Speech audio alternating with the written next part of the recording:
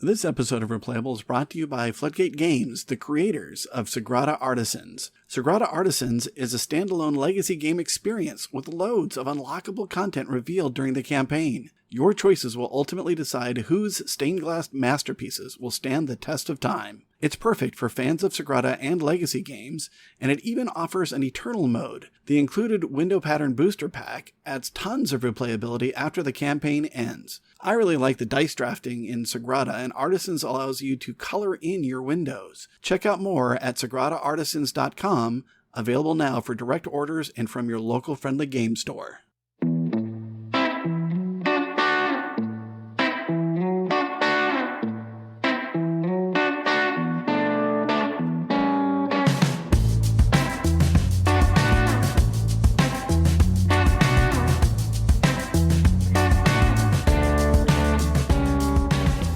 Welcome to Replayable, where we go into depth on our favorite tabletop games that keep us coming back again and again. I'm the start player, Todd, and today I'm joined by Megan and Dave. For our 11th episode, we are doing one for ourselves by talking about San Juan. It was designed by Andreas Seyfarth and was originally released in 2004 by Leah Ravensburger, with artwork by Franz Vohwinkel. A second edition was released in 2014 with artwork by Harald Aliska and Mia Steingraber. How are you two doing today? Are you ready to select your roles? Yes, I'm ready to be the governor. Nice. I'm ready. This is a cozy favorite of mine, so I'm happy to talk about it. I'm as well. San Juan is a card game based on Puerto Rico. Each round, players take turns selecting a role: builder, counselor, producer, prospector, or trader. The player making the selection gets an additional bonus for that role, and then the other players get to perform the basic action.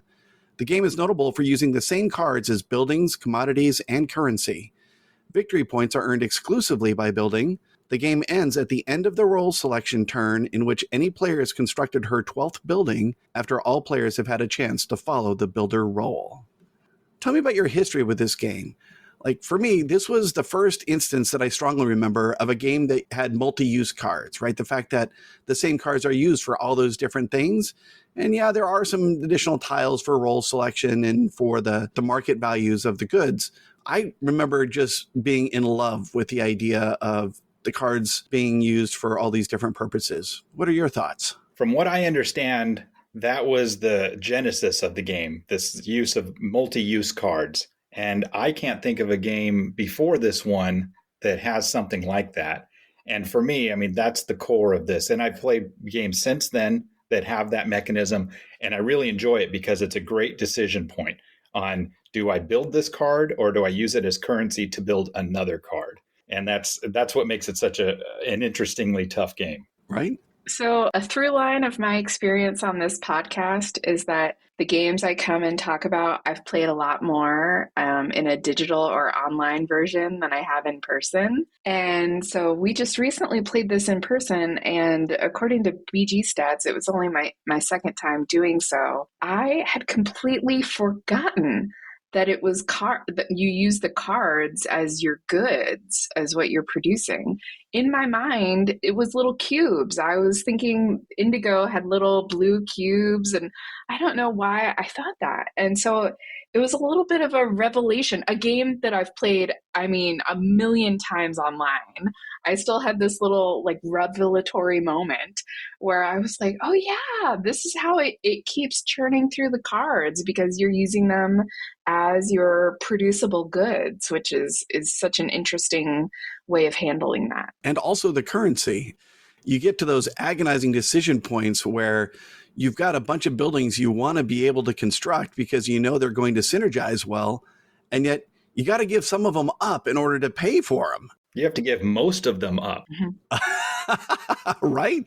And that point is always just, it's like, can I hang on to this? Or, okay, I'm going to have to get up and hope that I see another one of those later. So Megan, you mentioned that you played a lot of this online. Where do you remember learning to play? Where do you play today? I remember learning to play on BSW and spending a lot of time playing there.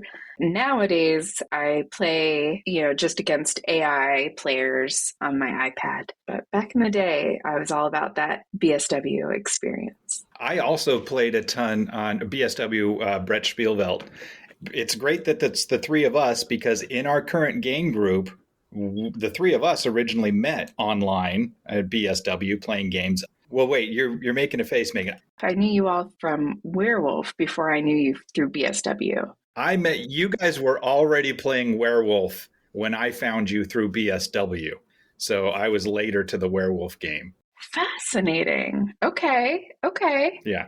But I also played a ton on BSW, and I also had an old Android version of it that was, I feel like it was mainly text based. Like it wasn't even, there weren't a ton of graphics, and I played on my old, Motorola Razr or something like that. It was very, very old school. As far as available versions, so the iOS version or the iPad OS version to which Megan is referring, that's like a dead link. You can't find it on the Apple Store anymore. But if you still have the installation package, it still runs. And so I still play it as well, but that version is no longer available. The first edition is still available on BSW. And then the second edition can be played on Yucata as Puerto Rico cards, which I think is a pretty interesting title for it. I don't know if they were trying to get around any trademarks with that description. Yeah. I also started playing it on BSW. And it's where I got introduced to one of the underlying mechanisms or foundational strategic elements of the game, and that is it's a race. Like I had found an early combo that I loved and I felt was unbeatable, and that was an early prefecture. And then you go for all violet buildings, and because you're getting those extra cards from selecting the counselor action, you're able to get that engine going. You're seeing a lot of cards. You're likely to find a city hall. And so when it works, it's really great. But I went up against this guy and he just schooled me. And he schooled me like 4 times in a row, and we get in again. Then I finally get my magic combo. I win the 5th game and I'm feeling like, okay, I'm back. And he was just like, scoreboard. You won 20% of the time. And it was because he was racing. I was trying to find a perfect combo and he was just churning cards out. And that was a revelatory moment for me that you can't wait to build the perfect synergy. Sometimes you have to build a less than perfect building just to keep up so that you are at least scoring points with those building slots before the game ends. I have so much to unpack with what you just said, because you hit on like 10 points that I wanted to make throughout this entire podcast. Well, do you want to just erase it and start over? We can. No. I'm not saying that you're stepping on it. I'm saying let's get into it. I mean, those are all fantastic points, and that's what we want to talk about. Let's start with the concept of a race, not for the galaxy, but for San Juan. But as a race, I do totally agree with you there, but I think racing is one of the strategies, because I think building a slow engine is a possible powerhouse strategy, but it often gets undermined by somebody just putting their foot on the gas and making the game end before that person can really get everything going. And I think racing is probably the most dominant strategy, but I don't think the game always has to be a race. All right. Yeah, I think there's such an interesting tension because you're always weighing the trade-offs because of what we talked about previously with the cards being used for everything. Not only are you having to give up, oh, I want to build this. Oh, no, now I have to spend other cards I want in order to build this. Not only are you spending the cards so they're not available to you, but you're putting them back into the deck so that they're maybe available to the other players. And it's like, oh, I want to keep this card just so that Dave can't have it, but then I'm hurting myself. And am I just helping Todd by submarining Dave? And that tension, having to make those little decisions is what keeps this fun years after we all originally learned to play it. And I do think there is that tension of, do I just want to get something built all the time versus do I want to build something that is moving towards a goal and is getting my engine going? And can I delay knowing that hopefully later this person who's been spending and maybe building all of these low point value buildings that aren't really going to help them, that later I'll be able to build and I'll be able to build what I want during turns where they won't be able to build because they don't have the budget for it. That's a good point. Yeah, that touches on, I think, one of the key aspects of the game, I think, is tempo. Mm-hmm. And then, like Megan's saying, when to just drop a 1 point building or a 1 cost building, or when to hold off for a 3 or 4 cost building. And sometimes you could just get too far behind in the tableau. I think a rookie mistake is you get dealt one of those nice, juicy 6 point or 6 cost end game cards in the beginning of the game, and you hold on to it because you really want to play it and build a strategy around it. But I think after you play a few times, you realize just cut those darlings right away, spend that card on something else and get your engine going. There are 2 versions of this game, and played the second edition last week. And that game was decided by a single point. So I definitely agree with what you're saying, Dave, about you got to keep up with the tableau, because even skipping over a single 1 point building could have been the difference between first and second, right? So sometimes you just got to throw something down, because if it ends before you're able to get, your 11th or 12th building out there, then it doesn't matter how good they are, you may fall behind. But the second point I wanted to make there was getting the engine building. A lot of times you're building with anticipation of what your capstone will be. Am I building a bunch of what were violet buildings in the first edition, which are now tan buildings in the second edition, because I'm hoping to get a city hall? But then what happens if I never see one because Megan's holding on to it? Or stuffing it in her chapel. Exactly. There's that delicious nature, which is, okay, I need to build something in anticipation, but I don't know if I'm going to see that 6 card again. If I get rid of it, it may not come back around. Yeah, the deck management, the shared deck management is also an interesting point, where I might be holding on to a bunch of cards of value to you until we shuffle. And then once we shuffle, then I'll discard those so they don't show up in the next shuffle. 100%. I think Megan was saying this already. I can't play them, but I'm sure as heck going to make sure you don't get to play them either. Yes. No, that is solid. And then because you kept picking Prospector in that last game, we had to shuffle a lot. So there was actually a good deal of deck churn, which is another important components. So there's a hand limit, right? At the end of each round of role selections, when the governor placard shifts to the next player, you discard down to 7 cards unless you have a tower, and then you can hang on to 12. In the second edition, if somebody has a guard room, then if you don't have a guard room, you have to discard down to 6. Well, that leads to a question I have for the two of you. Maybe this would be a good point for it. And we usually don't get this granular in the podcast here, but what do you think about the tower? The tower, to me, it's one of those cards that, I'll play it if I just need to get some points on the board. I don't want to skip this build. I happen to be holding it. Great.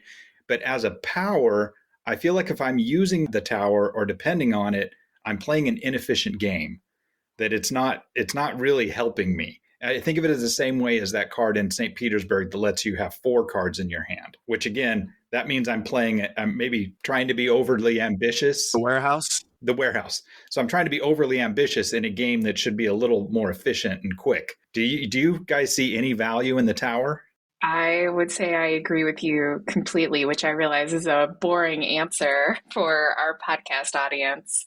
But yeah, to me, I feel like if I'm depending on the tower, then I'm not playing it my best.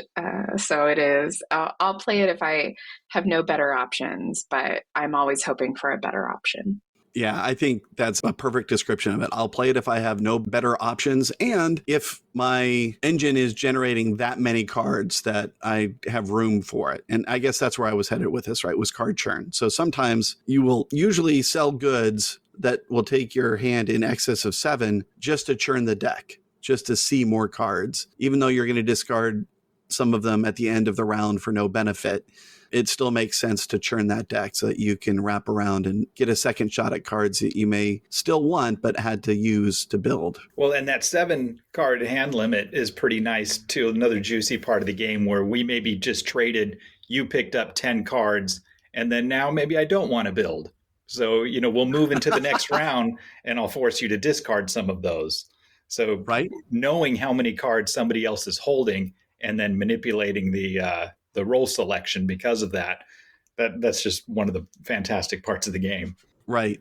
Because, if I trade up and I'm holding on to 10 or 11, we build, great. I build, I'm at the card limit, and the next round I get to build again, another meaty building, and maybe you can't hang the second time around. I know that happened a couple of times in our last play. All right, so what are some of your favorite combos? What were the ones that you discovered that you decided were really good and maybe you've moved away from since then? Like the chapel in the poorhouse? Yeah, talk about that one. It's such a good idea, and I swear I've seen it work. But Megan, you have some input, right? Because you just did it. In my mind, the poorhouse feeds the chapel. If you run a poor strategy, you're constantly picking up a card and then you're constantly sticking it in the chapel, and the two of them just hold hands and go off into the sunset, fueling a little tiny engine for you. And then the rest of your game can continue. Is that your experience with it? I mean, it was working well for me. You know, there was never a time that I was building and not getting to take advantage of everything. And so that was great, because the worst is when you have a card that gives you some sort of power and then things get messed up and you don't get to take advantage of it. And so you're ending up with too many cards after you build, or you're not getting to produce more than one good or whatever. So I was glad I was always able to take advantage of it. The problem was comparison is the thief of joy, right? And I was looking over at someone else who, as we were playing second edition, had played the Harbor. That was Dave. And so that Harbor was played after I played my chapel. And I got 8 points from my chapel, and you got 8 points from that Harbor. And the nice thing with the chapel is that I was able to deliberately choose to bury cards that I didn't want the rest of you getting under my chapel, whereas what was going under your Harbor was random. You didn't know what it was, and so I suppose that was a difference. But it felt like, man, that Harbor just delivered for you without the drawbacks of the chapel. So I was pretty frustrated with that. Yeah, having us sit next to each other, you with the poorhouse and the chapel, you got your, poorhouse and religion, and then me with the Harbor being the 1% making money. It was just a metaphor for America, driving through Beverly Hills to get to South Central, that I was just very easily making more money with my money, and you were just scrapping to get what you can. And in the end, they both netted us the exact same amount of points, but yours was just so much work. Yes. And I'll also say that in many other games, Megan's final score would have been enough to win. But we had some heavy hitting combinations that paid out their maximum amounts. And so that was why her normally effective strategy came up short. I'm not looking at the moment. Maybe I should, but I don't think I came in last when we played. I think I was in the middle. So you want me to answer that? I think so. Am I wrong? Did I come in last? You came in last. Really? But you had 32 points, and 32 points is a respectable score. Wow. In my mind, I forgot and thought I did better than that. So, wow. 32 points, I think, is a winning score in first edition. I think that's one of the key difference I noticed with the second edition is that it's just much more high octane. I think the winner, Todd, you were at 53. No, I was at 42, and you were at 41. Still, with first edition, I think that, if I recall, that's an amazing score. And second edition, that felt like a pretty good score. A couple more plays, you probably could have been in high 40s. It's just because it's so much more of a point salad, is that if I have to compromise these cards to play this card, that's fine. This card has a ton of value too. And there's a lot more cards with a ton of value. Whereas first edition, I don't need the crane. I don't need the archive. I don't need the tower. There's a bunch of these flyover territory cards where I'm looking for, really, we're all looking for the same 10 cards to build our tableau with. Right. I don't know why we had to disparage the Midwest in talking about this game. Good point. I do retract. I will say that I think for me, this was my first time playing second edition. And I'm not sure about the rest of you, but it seemed like overall the group was not super experienced with second edition. And so in a way, it was like a modified learning game. Right? We know the game, but we also kind of didn't know the game. I think that made it a little interesting, and we would probably play differently the next time we play. Perhaps. Definitely the Harbor looks a lot better than we thought, right? Yeah, I mean, I think I'd be chasing after some of those newer cards and not settling for some of those first edition combos because I think they're just not as powerful. Okay. Any other combos that you like? Well, Guild Hall with Indigo, just a Guild Hall and a ton of Indigo to end the game quickly. And in first edition, that's an unbeatable strategy if you can pull it off. If you're drawing a ton of Indigo and sugar and you're able to play the Guild Hall, from my experience, that's unbeatable. Right.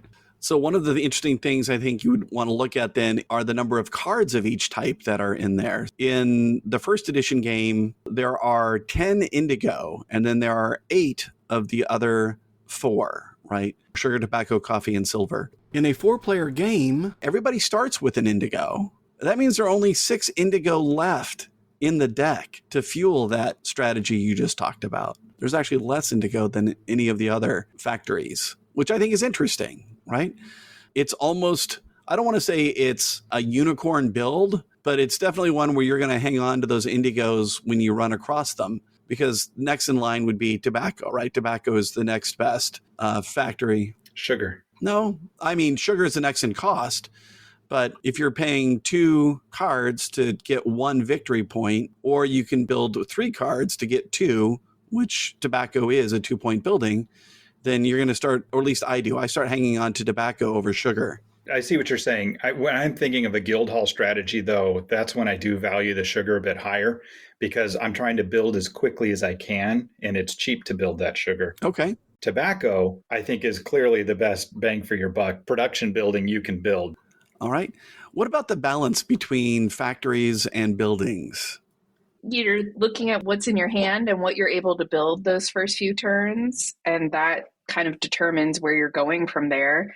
And so once all you've been able to build are like a few indigo, well, then that steers your ship a bit. And if all you've been able to build are those low level violet buildings, then that is setting your course a little bit, and it's hard to try to reroute if that's what you've been able to do those first few turns. Maybe you have thought on choices you can make at the beginning, but I feel like those first couple of turns, it's just a matter of when someone picks builder, what's in your hand, and you have to go from there. I think it's a wonderful problem to have if you have multiple things you can build and you get to choose, but I don't know that that is necessarily the circumstance most people find themselves those first few turns. Yeah, I totally agree with that. Is in the beginning, you're usually just scrapping together what you can, and your strategy starts to emerge from there on your first few buildings. And we were just talking about combos, and then there's the tempting, but usually ultimately damning market combos. Right. When you're getting an extra card because you're producing 2 things, and an extra card because you're shipping 2 things, and an extra card for shipping. So like the market stall, the market stand, or whatever they all are, you think this is going to be such a great engine, and it's so expensive to get it up. And then at the end, you finally get it running, and then the game's over and everybody else has more points than you. So usually, like what Megan was saying, you're just trying to scrap together a little bit of those and a little bit of what the cards have been dealing you, and seeing how you can make those work together. Right. So I was pointing out the balance aspect, though, because early on, and I mentioned one of my favorite things to do was the early prefecture, especially in first edition, where that card only cost 3 to build. They updated it. Second edition made it 4. I found I needed to put down at least 1 factory, preferably coffee or silver, because somebody else is going to be going the route of production and trade. And I need to get something more than just the 1 card value for indigo, right? Indigo is only ever going to produce 1 card when you sell it. So you need to have something else there to keep your engine going. And I found by putting down at least 1 factory, I was able to keep up even with the violet build, so that when I got to my city hall, I had enough of an engine going that I could afford to build it, and maybe even a palace behind it. If you go the guild hall route, same thing. You might need like a smithy if you want to discount the production buildings you're going to be playing to support the guild hall. You might want a prefecture. So if someone does council, you pick up that second card, or you have more opportunities to find and keep those indigos. You can definitely get the ideal game where all you do is build the support buildings, find the 6th building, and cap it off, and get a ton of points. But statistically, that's rare. So I think that there's a nice balance between deciding how much of the other style building you need to keep the engine going. And then, of course, we have the stepchild of all this, which is the triumphal arch. I almost never start out a game thinking I'm going to build the triumphal arch. I usually end up with it because I couldn't find one of the other ones. So what do you think about that? I think this whole topic was just for you to talk about how you beat us with the triumphal arch last time. I mean, I'm getting to it, sure. Yeah. Yeah, and that's an interesting combo because the monuments you build to get there don't generate anything. They're not engine cards. They're just points. So it's so hard to build. That hero's nice. You pay 5, it gives you 5 points. That's so nice. But it doesn't give you anything else as the game goes. So to plan on that and then play the arch at the end, of course it's a ton of points when you pull it off, but you have to have an engine going before that point to fuel building those cards. And you did it well. That engine was, I had 2 additional factories, right? I had a coffee and a silver. So while other people at the table, and I don't want to step on the player count discussion, but somebody that round was probably going to be producing or trading. And so by having those factories in place, it enabled me to have that engine to go that route. And it was more factories than I would have built for City Hall, not as many factories as I would have built for Guildhall. So I definitely agree with what you're saying is you have to get a second production building out, maybe a third. I'm not as enamored with silver as you are. I think that 5 cost, especially early in the game, is just way too heavy. And I don't think the payoff is there. That's where I said I'm always looking for tobacco. If that can be your second or third building, I think you're in pretty good shape. But what that gets to, the silver buildings and getting that second and third production building, gets to one of my favorite part of the game. And I don't really know what to call it other than in my notes, I call it phase leeching. Okay. Where I'm leeching off of each of the phases. The prefecture is a perfect example. So if I can play the prefecture, that special power is that every time somebody picks counselor, I get to keep 2 cards. So what that does is I'm leeching a little bit of extra power out of that phase, which makes that phase worse for you to choose because it helps me. And anytime you have a card that benefits for a phase out of turn, so a phase where I'm not choosing, but you're choosing, and taking that power out of your hands, it starts to shift the whole game into my direction. And that battle is, I think, one of the most satisfying things about the game is if I've got the aqueduct, that means I can produce twice when I produce. So when you choose production, I get the exact same power that you get. So thank you for doing my work for me. Like that's right. One of the greatest things is wrestling the power into your direction. Or your favorite card in our last game was the gold mine, which was a gold mine for you. Well, but we misplayed it. It's been redone in second edition, and we're so familiar with first edition, we didn't even bother to read the text. So the gold mine is when somebody picks the prospector, you turn over 4 cards. If they all have a different cost, you get to keep one of them in first edition. In second edition, you get to keep the lowest cost. What? Right. You can't. So if you turn them all over and one of them's, the guild hall, you can't take the guild hall. You have to take the lowest cost one in there. Wow. Okay. So that's why I didn't win. So we didn't have to put an asterisk on the game.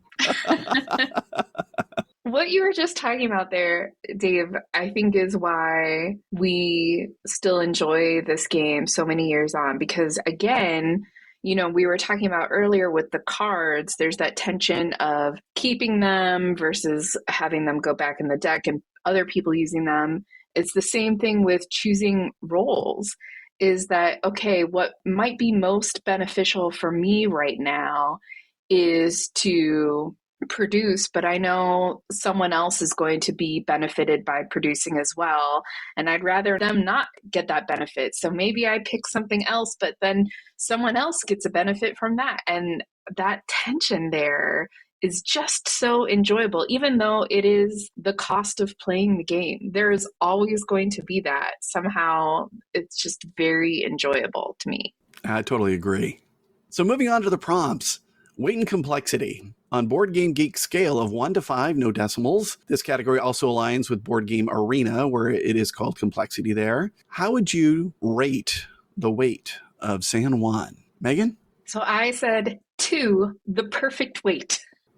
And Thinking through this question for this game, I went in depth on this one because when I think about the weight of a game or how easy or difficult it is, on one part, there is the ease of learning the rules of the game. And then there is the ease of learning how to win the game.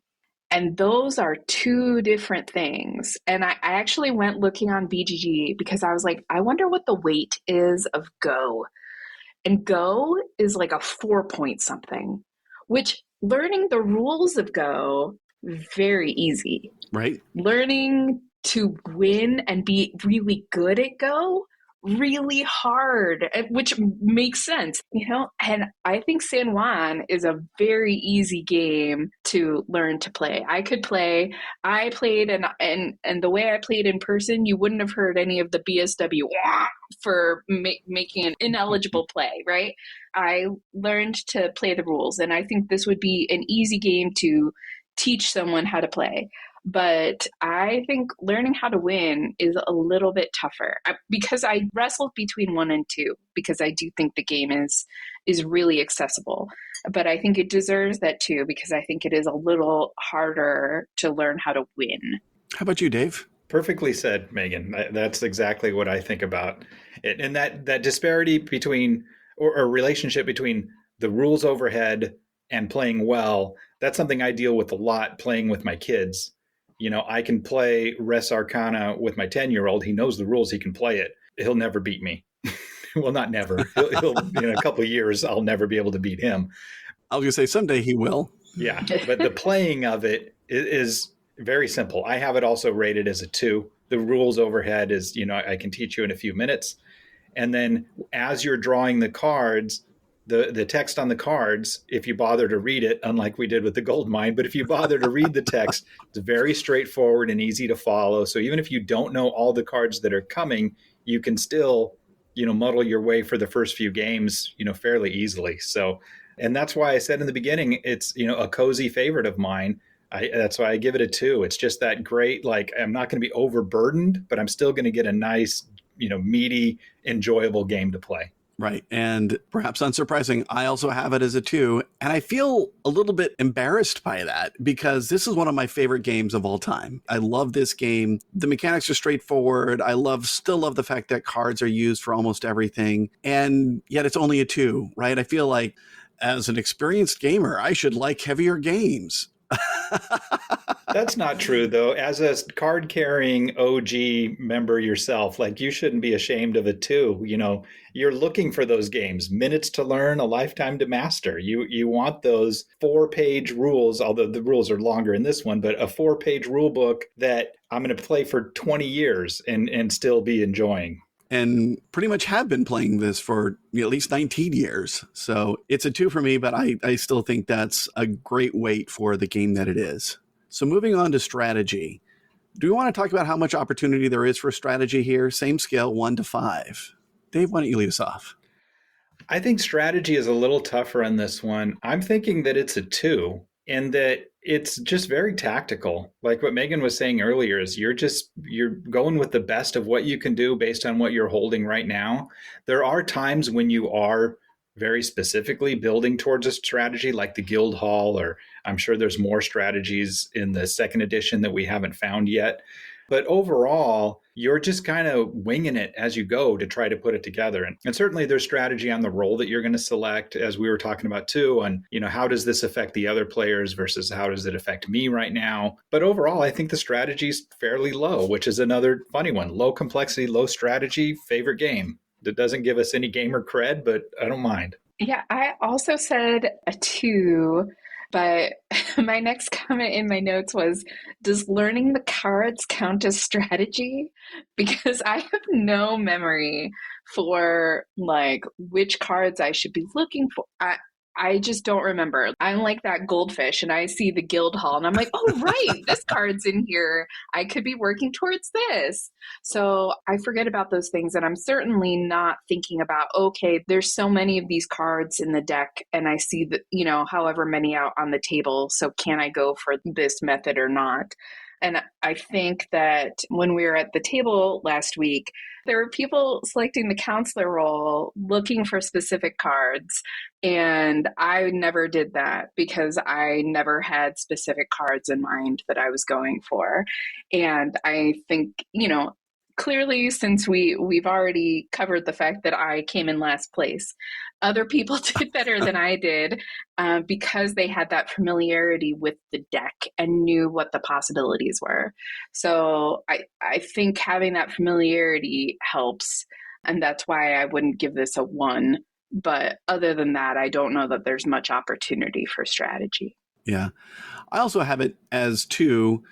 And on strategy, I think it starts to lean, on the heavier side, but it's still a 2. The game is fast enough that it really doesn't lend itself to morphing your strategy. Like I said, you might start out thinking you're going to build a city hall or a guild hall and end up with the Triumphal Arch. In the second edition, there's another 6 building that's been added to it, the residence, and then there's also the cathedral, which is a 7 building that's on the table. You really just kind of look at the cards and figure out the way to go. And I think where strategy starts coming into it is knowing at this phase of the game, if someone is producing a lot, maybe I need that aqueduct, right? So that I can get to, like Dave said, I can do that phase leaching. I love that term. And if I get an aqueduct, maybe I'm looking for the well that gives me a card if I produce 2 goods in the same turn. That's not a combo that I set out to start the game with looking to build. It's a 2, and I think it's, again, for how long the game lasts, and we'll talk about playing time in just a little bit, I think that's the right rating for it. On to luck. How much do you think luck plays a factor in this game? And I'm expecting some higher numbers this time around. You're leading the witness. I totally am. I luck, it's a 3 for me. I mean, it does. It's a card game. Card games inherently are going to have luck. It depends on what you draw. I have definitely really had nothing else going and built a bunch of production plants, and in the end of the game happened to have some money and drew that guild hall and went from 12 points to 32 points, by the play of my last card. So I've definitely lucked into that. But on the other hand, there's enough luck to where if you are, like we were just talking about, if somebody's fishing with the counselor, usually if you're fishing, I think you're in an upset condition in the game. Is if you're looking for a specific card, I think you're going down a rabbit hole that you may not pull out of. So yeah, it's kind of you play the hand that you're dealt. And because of that, luck is, I'm not putting it at a 4 or 5, and maybe I should, but I'm just, because I think in the end, the better players tend to win, but I'm going to put it at 3. I think 3 is a solid luck rating, and that's what I gave it as well. I think that overall, long term, the better players are going to win. However, I do think you can have these one-offs where the cards just decide. So I think there's opportunities for anyone because of that. Yeah, I should say a 4. I want to say a 4. And I think for a starting player, they might think luck was a 4 on this because of the cards and the luck of the draw. And, if you get the right thing at the right time, then great. But there are so many ways to churn the deck and to get vision on a bunch of different cards, whether we're talking about the counselor role selection or the gold mine or other cards or combos like prospector with library, right? There's another option for you to get 2 cards just doing the role selection, and no one else gets a chance to phase leech unless they have a gold mine. So once you understand how you can see a bunch of different cards, that brings luck down. So yeah, I think ultimately for at least experienced players, it's a 3. If you're learning the game, you might feel it's worse. And also because of the phase selection. So there's 2 major components of the game. One is your card play, and the other one is your phase selection, which we haven't talked about that much, but there's no luck in that. Right? I mean, the governor rotates, and when it's your turn, wherever your turn order is, you get to choose what we're going to do next. And that's all open information, no luck. And so I think that's what helps balance it, because you could be getting poor card draw, but if you master that phase selection as you go, you could probably turn it into a good game. That's true. Yep, I think that's exactly right. Yeah, Megan, I remember you had a great sequence where I think we chose Builder the last time around, and you were like, I can't build the thing I really want to build, but I don't want to build something and lose the cards. And then you realized you were able to pass on that because you were getting governor. And so we had all just spent our money on a build, and you led the next round. You picked a builder. You were able to build the thing you needed for your engine. And the rest of us were like, pass, pass, pass, because we couldn't do anything without the cards that we had just spent. Mm-hmm. So I agree, Dave. Role selection is really important to pay attention to. All right, theme. How much do we think the theme has been integrated versus pasted on here? Same scale, 1 to 5. Do we want to talk about theme? Yeah, let's go ahead and do it. I mean, this is like colonialism was really big for the world a few hundred years ago. Well, actually, more recent than that. Colonialism is really big for board gaming 10 to 20 years ago. There's a ton of games about colonialism, and this is in the heart of it. And, it comes from Puerto Rico. Puerto Rico, I mean, this tries to take the elements out of a little bit. So you have an indigo factory, doing air quotes that you can't see in a podcast. Really, it's an indigo plantation, and we know who was picking the coffee. We know, where the sugar was coming from. And that's all, you just can't escape it. It's baked into the game. It's baked into the theme. Right. Yeah, I agree entirely. I think the game, because it doesn't have workers, it's got, those defenders out there, but I think it's so clear. And I will say, I said for this, how integrated is the theme? How important is the theme to this game? I think it's like a 1. Honestly, like I would play this game, I would play these mechanics with a different theme and be perfectly happy with it. I don't need this. And so it's a bummer to me that this is the theme. And there is that awkward feeling of, in researching for this podcast, I was looking and I saw an image that was the BSW interface for this, and it like warms my heart. And I hate to think that what I feel that affection for, there's people that are like, oof, all that does is make me feel hurt, or like people are viewing me as less than or whatever. That is absolutely not what I want. So I would love it if there was another theme, another option for this, because you can't explain away the theme here. Right. Well, how about putting it in space? What a great idea. The only bummer is I don't love space theme, which I'm not sure if we've ever discussed that, but it's not my fave. Well, there's the new version of Puerto Rico where it looks like they're trying to distill out some of this. I mean, I just don't know how you take colonialism out of 1800s Puerto Rico. I don't know if it's even possible, but I haven't played the new version to see if all they're doing is just changing the colors of the bits, or if there's more to it. Yeah, I haven't either. I do know that there were some production issues with the first run of that game. And so they were already facing an uphill battle, and they didn't do themselves any favors with that one. I was going to say, I just think about when we talked about Wingspan, how the theme there fits so perfectly with those mechanics, and the synergy between the two makes the game more fun. You don't feel that way about the theme here. I think even if we set aside the problematic nature of it, which I don't really think you can, but even if you could, I don't think you're saying like, oh, producing and shipping these really sings. It really speaks to me. Like, I just don't think that's what's going on here. And so I think there are opportunities for a theme that works with these mechanics that is just as fun as what this is. I don't totally agree with that, though, because I mean, well, just in the point that like logistics is fun for me. Like, I like playing container, and that's about filling up warehouses and shipping them. And the game's just about logistics, and I enjoy it. But it's if somebody says, I want to play San Juan because I'm super into this theme, I think there's a problem.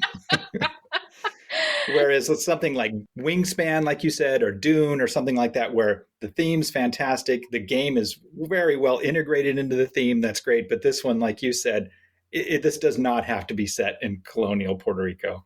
Yeah.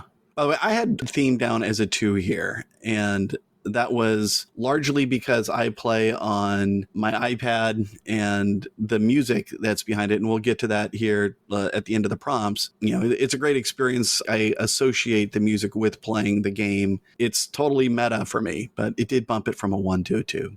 All right, moving on to favorite player count. So what's your favorite player count on this game?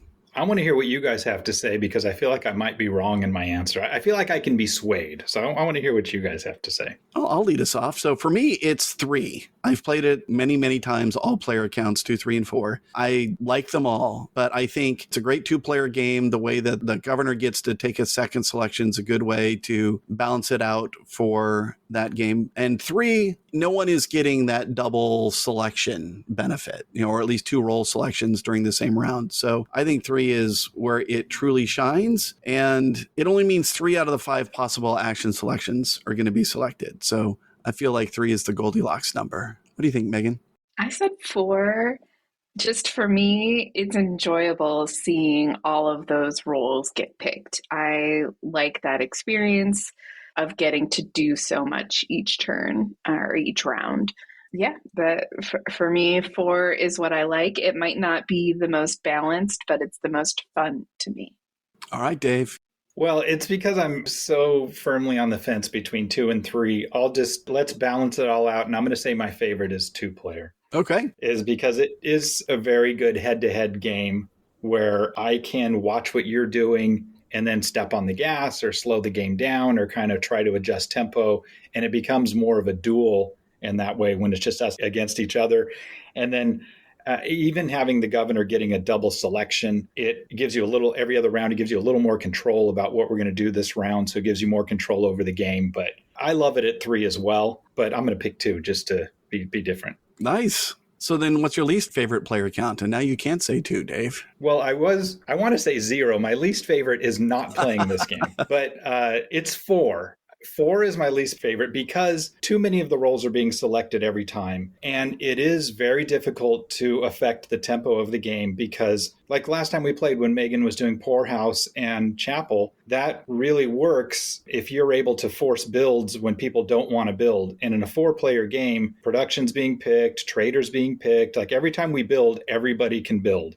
And it's a little more high octane and it takes some of those small ball strategies out of the game a little bit. Yep, I had the same thing, and for the same reason. So 4 out of the 5 actions are going to be selected. It's easier to ride along for production and trader when at least one of those will be selected every round. I still love the game at 4, but there's not as much tension, I should say, as there is for me at 3 players. What do you have, Megan?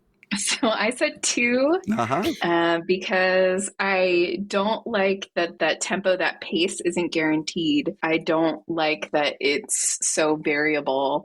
I mean, I almost always want us to play fast and the game to be played out quickly. And so yeah, 2 is just not my fave.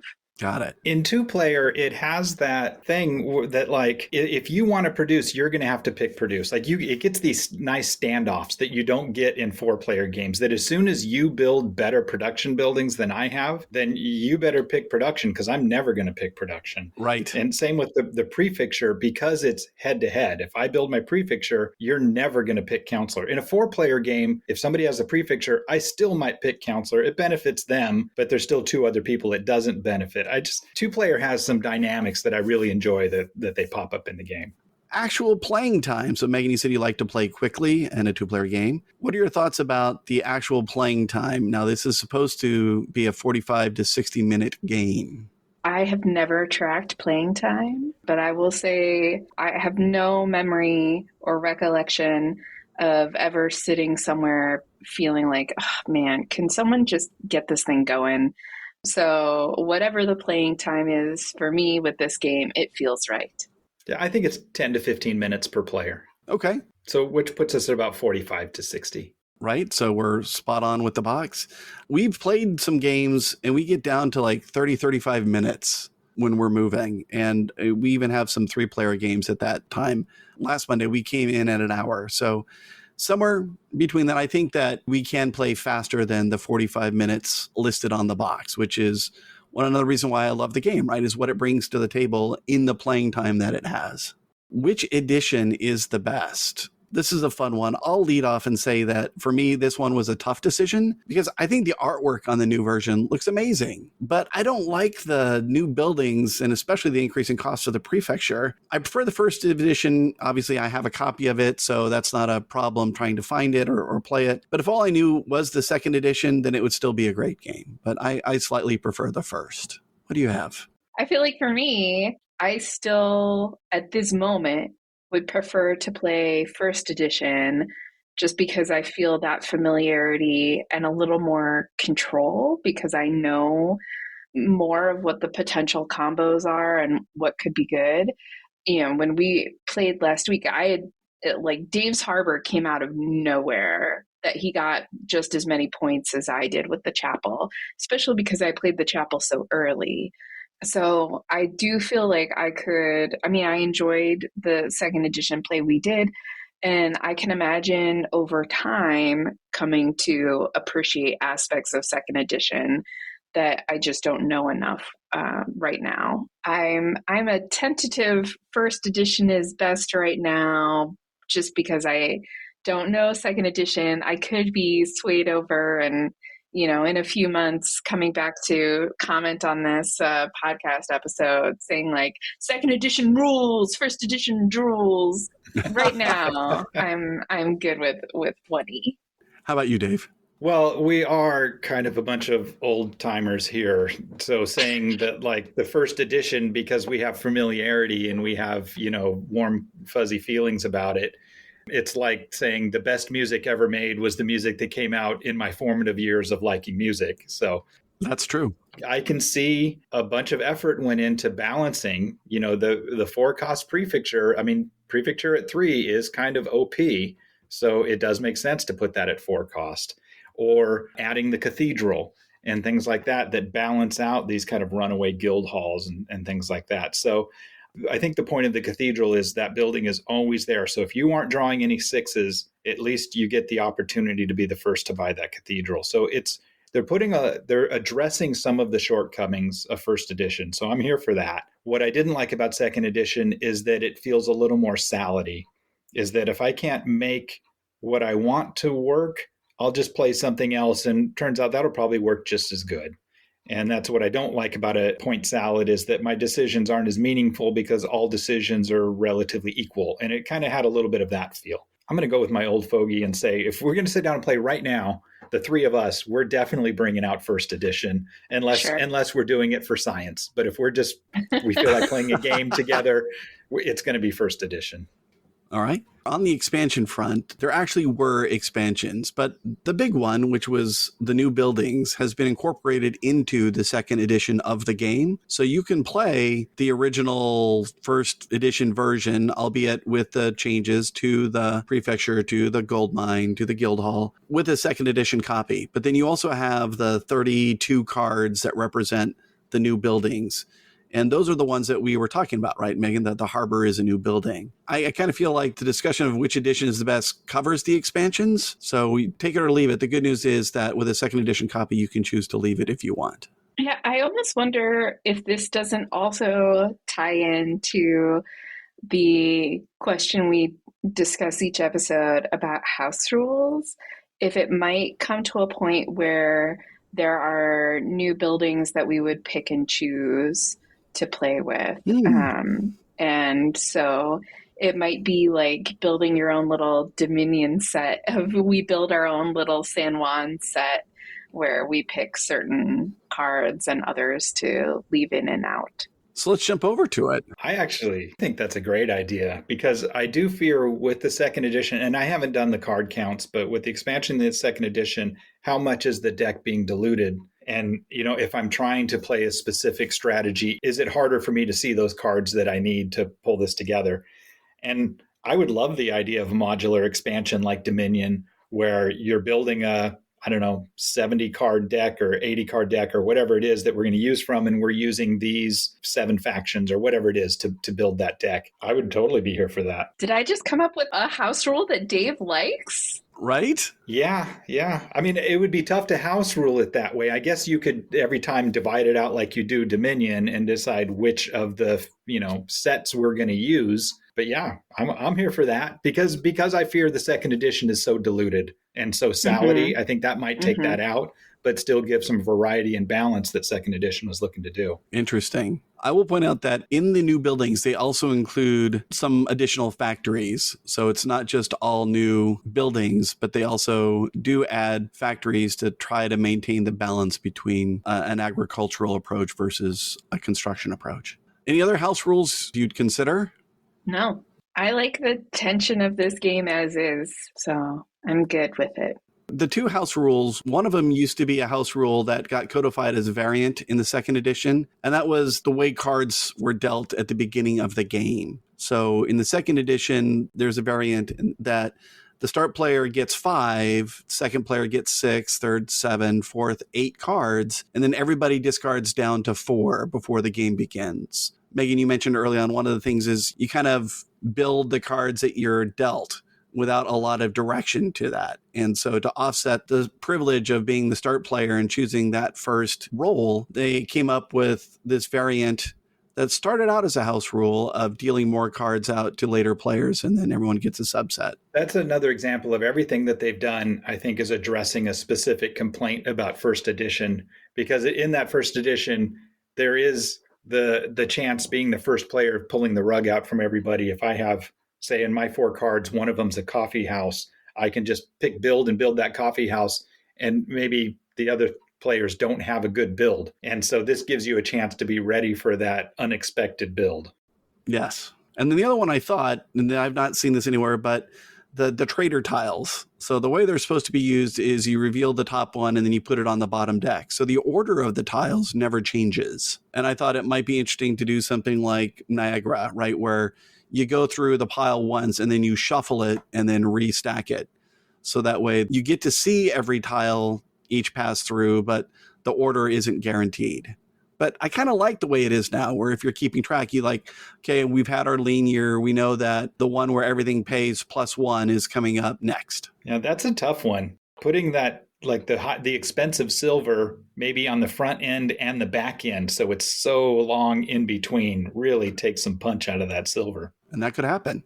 Now, I don't know why in the game I feel compelled to follow turn order when trading, but it has something to do with the way we're using cards from the draw pile as our goods. And then when we trade them, we're putting them into the discard pile.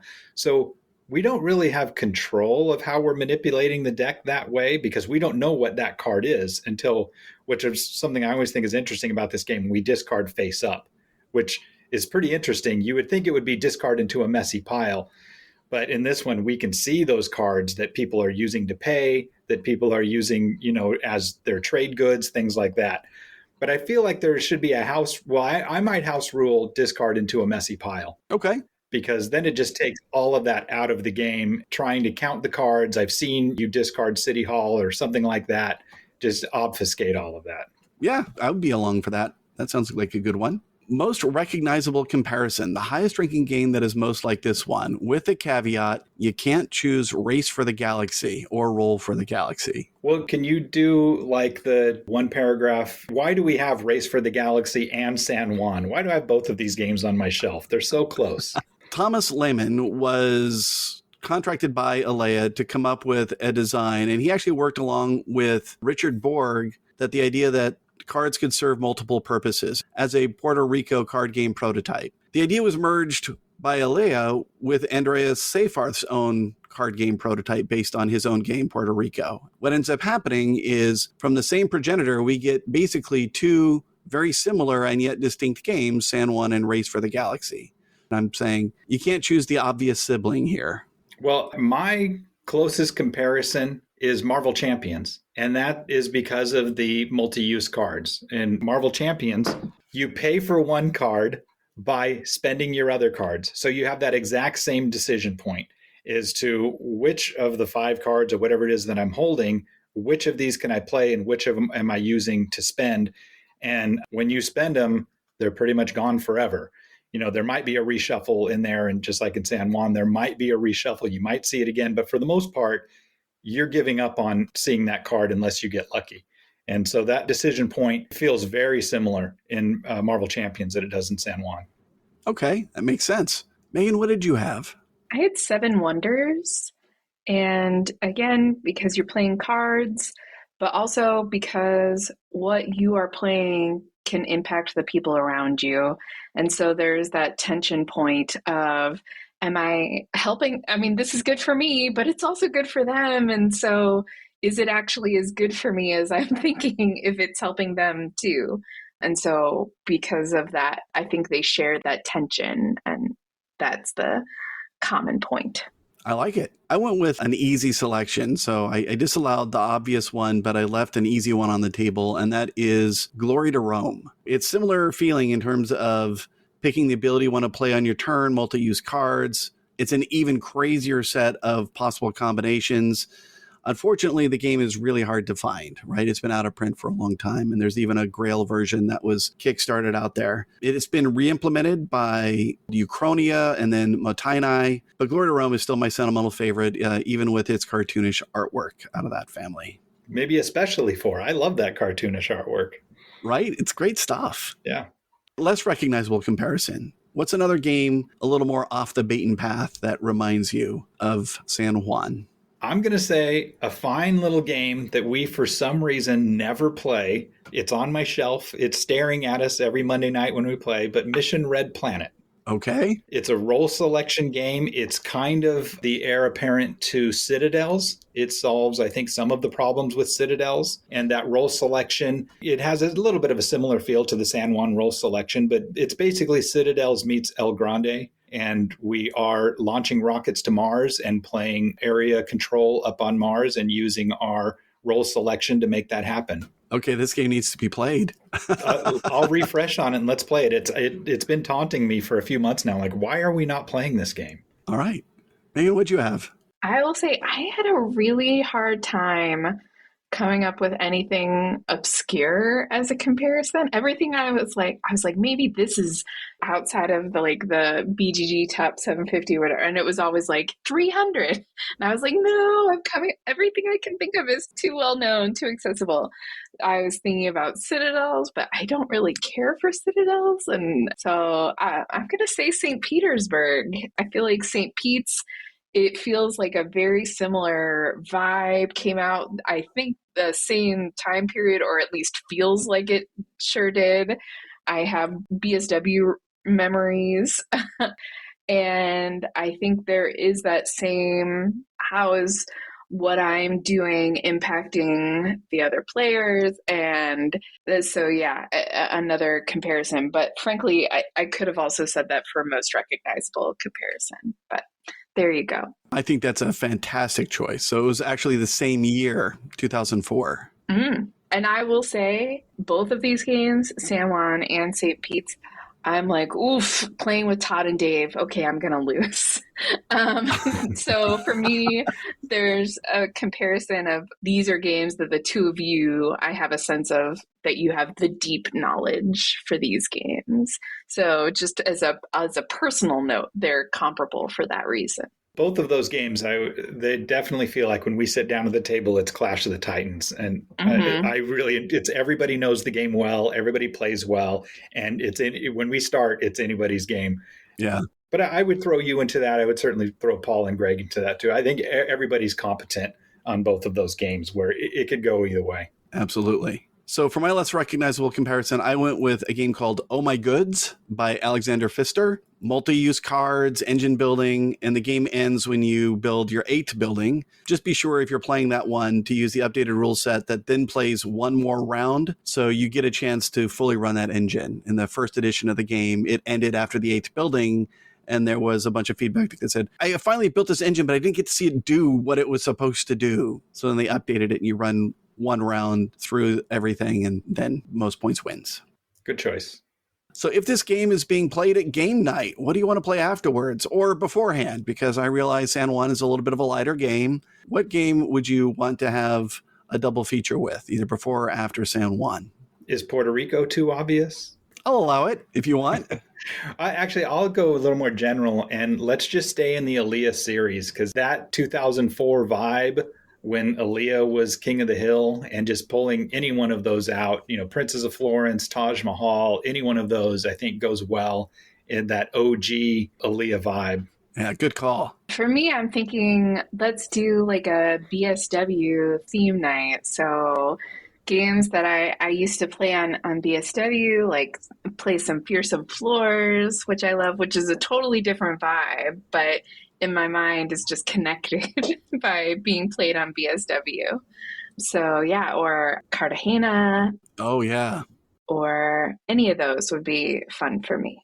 Well, the three of us have done that exact thing, right? I remember we've had 2 theme nights. We played a night of 10s where we played a game that each of us had rated a 10. Mm-hmm. And then we've done BSW nights, right? Mm-hmm. I think we played Paris, Paris.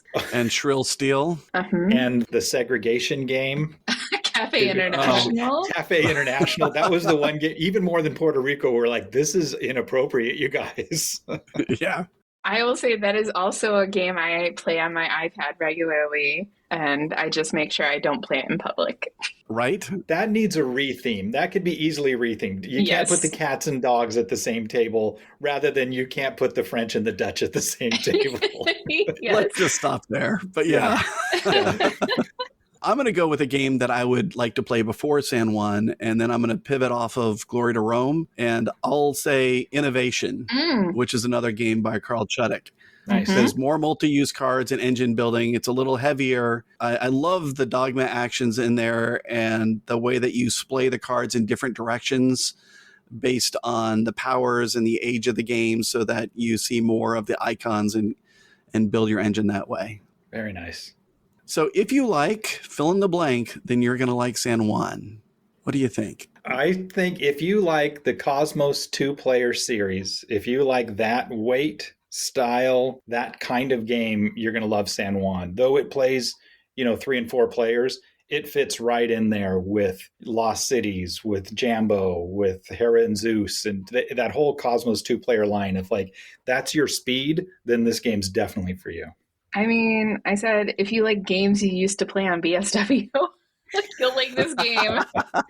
I think there is that old-fashioned, I don't know that someone being introduced to this game right now is going to be like, yeah, this is a hit. It's really clicking with me. I love it. Maybe I'm wrong, but I think there is a nostalgia factor that really makes this game, something I have affection for. And so I think if you like games from this time period, but somehow you haven't played this yet, you're going to like this. I agree. That's a good one. My saying multi-use cards would make me a broken record at this point. And it's a pretty ubiquitous mechanic, right? If you think about games today like Dune Imperium or Terraforming Mars, Ark Nova, they all have multi-use cards in them. So I'll say if you like the idea of a smaller universe of combinations, because in the base game, there are only 110 cards here, and there are multiple copies of each type. So unlike those other 3 I just mentioned that have a lot of unique cards in them, and so you're always looking for, oh, this is the one card, and this pairs off that way, and it's like a combinatorial explosion in modern games. If you like that idea with a smaller universe of combinations, then we might want to give San Juan a try. So if you don't like fill in the blank, you're not going to like San Juan. Did you have a different answer for this? Yeah, if you don't like colonialism, you might not like this game. Straight up fair. Like we talked about, it is hard to separate the theme from the game. It only takes one extra moment of thinking about it to say, I'm running slaves. That's baked into the game. So if being aware of that theme or playing a game that's even flirting with that theme, I would say, you'd probably stay away. You could go play Race for the Galaxy. Right. Megan? Well, while I certainly agree with Dave there, I would also say that this could be a tough game to enjoy if you are someone that when you are learning, if you are playing with experienced players, there's that tension of if they know the deck and you don't, they just have an advantage and you are going to be at that disadvantage. You're not coming at it at equal levels. And I think there's people for whom that sort of thing is just a deal breaker. They don't want to play unless they feel like they're on the same level as the other players. And so they don't want to play if someone knows the deck and they don't. So I think if you know that about yourself, I think this might not be the game for you until you also learn the deck. Fair. By the way, I feel that same way about like Terraforming Mars, because I don't fully know that entire deck. And when I'm playing with Paul or Al, they do. And I definitely feel like I'm at a disadvantage. And the scores would reflect that. And that's true of just about any game with a deck of cards involved. Twilight Struggle is the same way. And Paul, one of our game members, he's very good at, playing a game once, and now he remembers every card that's in that deck. And I've played Twilight Struggle a number of times, and I still don't have a feel for, the Suez Canal is coming up, or this one's coming up. And it's part of that game is if you don't know the cards, you're not going to do well. This one, I think you can do okay as you're learning the cards, but knowing the cards definitely helps. Yep. I've talked before about how I never remember which Twilight game is which, and you saying Suez Canal helped me remember it had nothing to do with space. So I appreciate that context. Right. Agreed on the theme point. I'll also add role selection, where sometimes the best choice is the one that helps everyone else the least. We talked about that being a source of tension in this game. And there are going to be times where you don't have an obvious choice for what you want to do. And so it ends up being the least helpful of what's left. If you would rather focus on your actions on things that you can do for yourself and not pay as much attention to what other folks are doing, then this may not be the game for you. Did this replace a previous game for you? And I'll just start out by saying it pretty much replaced Puerto Rico for me, because I was playing on BSW and I didn't like the scripted feel of BSW. Everyone was very experienced with it, the random players that I would jump into games with. And I was making all of the rookie mistakes, and they were almost shaming me out of the game. And one of the things that I really liked about San Juan is that, particularly because of the playing time being shorter, it was easier for me to jump into games and learn how to play it, and there was more room for personal expression within the game. So for me, it basically took Puerto Rico off my radar. Yeah, that's my answer too. I have not played Puerto Rico in years, and because of those flaws, it does have a pretty much scripted opening. It has what sit left of the new player problem. And Puerto Rico, in particularly, no fault of the game really, but it did have a kind of a toxic fanship on BSW. And it is a difficult game, even after you're experienced with it. It's a game where you can make a selection that benefits somebody much more than it benefits you, and you don't necessarily see that right away. And people would tell you about it. And so that made it tough to learn the game and get into it. But that's more about the community that was playing it. That's not necessarily a fault of the game, other than the fact that it is easy to make decisions that really benefit other people more than you can see up front until you're very experienced at the game. So I agree. I would rather play San Juan over Puerto Rico. And Megan? Sure. Yep. Everything that was just said. I will say, I do think it is interesting to me in the board gaming world how many situations there are where there's a game and then someone makes like a more card focused version of that game, or a more dice version, focused version of the game.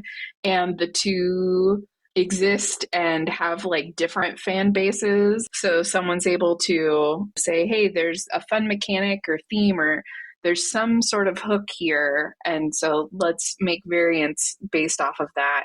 And that they can both exist without there hopefully being tension between the creators, I think is really great. That brings up a great question: do we have other examples where Das Kartenspiel or Das Würfelspiel, the dice game or the card game, we like better than the core game that it comes from? I can't think of any other examples. They might be out there. Off the top of my head, I can think of one that I like the dice version almost equally to the original game, and that's Bonanza. And get out of here with that. Bonanza Würfelspiel. It's fun. Würfelspiel is great. But Bonanza is part of your DNA. I don't even believe that. I don't even think you believe what you're saying. I think it's because in the Würfelspiel version, you have something to do on every turn, right? And in Bonanza, you do have the opportunity when it's someone else's turn to make a trade with them, sure. But there's no guarantee that even happens. Whereas at least in the Wurfenspiel, you can look at it and say, okay, they rolled something here and that is something I can use. Yeah, I do agree. That dice game is a great addition to the Bonanza line. I'm just giving you a hard time. Oh, no, it was totally warranted. I'm going to pipe up here and say that our friend Han Clinto made a dice version. He made Pirate Dice, which was the dice version of, I have no idea what Robo Rally, is that right? Oh, you might be right with that. Yeah. Yeah, I don't remember what the game was that was based off of, but I'm happy to shout out our friend. Nice. Well, yeah, if you've got a successful board game, then you turn that into the card game version comes out, the dice version comes out, and the duel version comes out. Like, I'll take Seven Wonders Duel over Seven Wonders any day. Good call. Mm-hmm, So where is our Puerto Rico duel? I guess that's just San Juan. Right? It's interesting, and this particular one has come full circle, right? So we have Puerto Rico as a progenitor, and then if you look at Race for the Galaxy line, so you have Race for the Galaxy, which is the card game version, and then they released New Frontiers, which was the board game version of the card game version of the board game version. We were so baffled with New Frontiers. We're like, don't we already have this game? Because it's because of that exact progress you talked about. I thought you were going to bring up basically Puerto Rico, the dice game, which is Roll for the Galaxy. Right. I didn't even see that connection until just now. So it has it all in there. It does. I look forward to listening to you talk about Roll for the Galaxy. I will not be on that episode. Oh, come on. I'm going to drag you along for it just for the dissenting voice. So has this game since been replaced? And if so, by what? Not for me. Nope. Not for me. I mean, almost Race for the Galaxy. I mean, that's the one that really went for that title. But Race for the Galaxy is a bigger game. It's great in its own way. I spend a lot of time in that game fishing for the cards that I need. Whereas in this game, like we talked about, it's about making compromises as you go. Whereas Race, I feel like it's about fishing for those cards and using them. It's a very different vibe. I still really like it, but it does not fire San Juan. And I agree. I mean, I've tried a lot of other games with multi-use cards, right? From Bonanza to Frosthaven. And I keep coming back to San Juan. So I love the mechanism and I love how it's been implemented in this game. So soundtrack, what music would you like to listen to while playing this game? Well, at the risk of being as culturally insensitive as the board game Puerto Rico is, and I really don't know, this might be because I have a Cuban artist in mind, and maybe that might be super offensive to listen to Cuban music while playing a game set in Puerto Rico. But I'm going to go with Desi Arnaz. Okay. You may think of him as just Lucy's husband in, I Love Lucy, or, the TV producer, afterwards. But as a Cuban band leader, Desi Arnaz is fantastic. And I still will just spin some Desi Arnaz records on a Sunday afternoon. And he is really, really great. So I would love to listen to some Desi while playing this. If that is culturally insensitive and I shouldn't, then I'll just pick some Bamba playlist off of Spotify, traditional Puerto Rican Bamba music. All right. So this game brings back memories of a very specific time in my life. And so I'm thinking that more than anything having to do with the game itself. So I'm like, give me the Garden State soundtrack, which I am like that today. But yeah, let's get some of that playing and remember a mid to late 20s version of me. Nice. The shins go with anything. Yes. Absolutely. I was thinking some Feist. I think she's in that soundtrack. Yeah. I was also potentially going to say Bon Iver, who's not on that soundtrack, but also a similar feel. Put him on the playlist. Mm-hmm. Look, and you even use that famous line from Garden State with San Juan, like, play this game, it'll change your life. I have an easy cop out here, right? The original game soundtrack, the San Juan original game soundtrack, is actually available on Spotify. The soundtrack that was in the iOS version by Filippo Pecos. Oh. And it's a great starting point. And from there, I would probably go into some Spanish classic guitarists, right? Acústico guitar. Choose something like Recuerdos de la Alhambra by Andrés Segovia or Entre dos Aguas by Paco de Lucia. You could build a playlist out of that stuff and just listen to it without the game, but it would be great to have in the background while playing the game. Nice. Rating on BGG's scale of 1 to 10. How do you rate this game? So this is tough because I love this game. And so it's an 8, but man, do I wish the theme was anything else. Yep. Dave? This one is a 9 for me because I've played it so much. I still play it regularly. There's no way I could in good conscience rate it any lower than that. Just the fact that I've played a game so many times gets a bump. So, but it doesn't quite make a 10. I think because of those theme reasons that Megan's talking about, I can't fully get behind it, but it's just that cozy game. Yeah. So I will go ahead and do the unconscionable. I do have an issue with the theme, but the game itself is still a 10. I've played this game with my family. I've played it with friends. I've played it online, still do all of the above to this day, played it hundreds of times. And any game that gets that much play, I mean, it's going to be a 10. It has to be. So then, is it replayable, and how soon would I want to revisit the game? I'll jump in and say, obviously for me, it is replayable. I could play this game multiple times per week, and I have, thanks to the iPad app, especially solo play, you can play that in under 20 minutes. Yeah, for me, this is absolutely replayable. And, if I walked into Dave's for game night and this was already set up, I'd never be upset about it. I'd always be like, great, we're starting with some San Juan and we'll see where the night takes us from there. So yeah, I wish we played this more. Yeah, I agree. Came out almost 20 years ago. We're still playing it. That's by definition replayable. On an off year, it comes out once that year, but we usually bring it out more frequently than that. And we're always just pleased as punch when we do. So by definition, a replayable. All right. I'm afraid to provide a clue to the game for our next episode as we take on one of the few titles to hold the top spot on BGG, and it has a very avid followership. But I want to thank you both for being available today. This was a lot of fun talking about this game, and looking forward to getting it to the table with you. Yeah, great. Loved it. Thanks for having me, Todd. I'm going to put that one in just the way it is. Perfect. With like a long awkward pause. Yeah. Yeah. Love it. All of it. Thank you for listening to Replayable. Support for our podcast comes from listeners like you. You can support us at patreon.com/replayable. Thank you for your support. You can find us online at replayable.fm, on Twitter as replayable.fm, and on Instagram as replayable.fm. We welcome your feedback, which is the only way that we're going to get better. You can get in touch with us via email at todd@replayable.fm. And if you're interested in sponsoring us, then please contact us at sponsors@replayable.fm.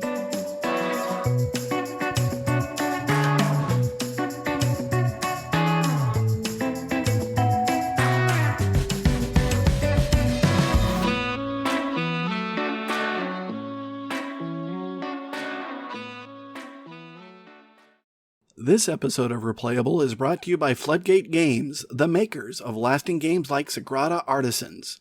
Their motto is creating everlasting experiences through gaming, and that idea resonates with us here at Replayable. As a group of friends who have been enjoying weekly game nights for over 15 years, we have many fun memories that were forged over the gaming table. Gaming is what brought us together and keeps us coming back again and again. Thank you to Floodgate Games, creating everlasting experiences through gaming.